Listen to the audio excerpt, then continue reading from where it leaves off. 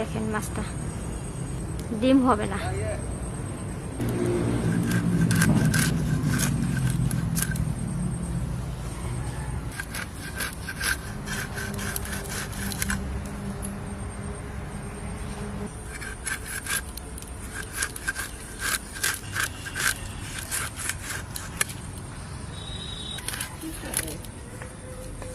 মাছ কাটা হয়ে গেছে, এবার পরিষ্কার করে ধুয়ে নিয়েছি।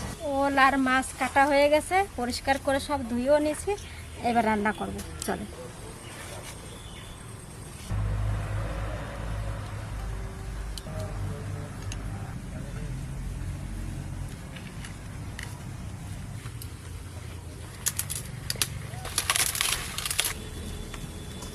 এবার তেল দিয়ে দেবো, মাছটা আমি ভাজা করবো, সামান্য হালকা হালকা করে ভেজে নেব।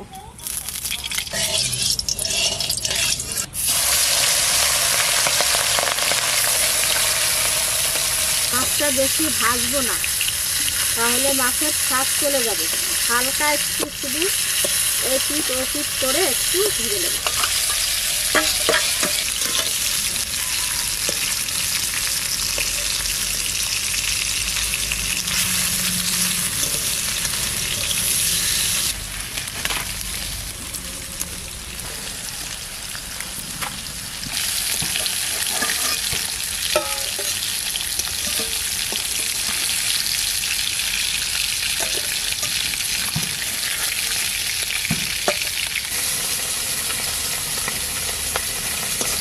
এবার মাথাটা দিয়ে দিচ্ছি।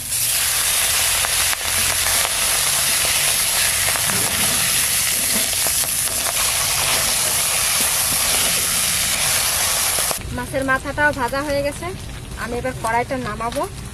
আমি তাওয়াটা চাপাই দিলাম, এইখানে আমি একটু মশলা ভাজবো। তেজপাতা ছিঁড়ে ছিঁড়ে দিয়ে দিলাম, এবার দেবো 2-3টে লঙ্কা, কটা জিরে দিচ্ছি। ভাজা হয়ে গেছে, আমি নামাই নেবো। এবার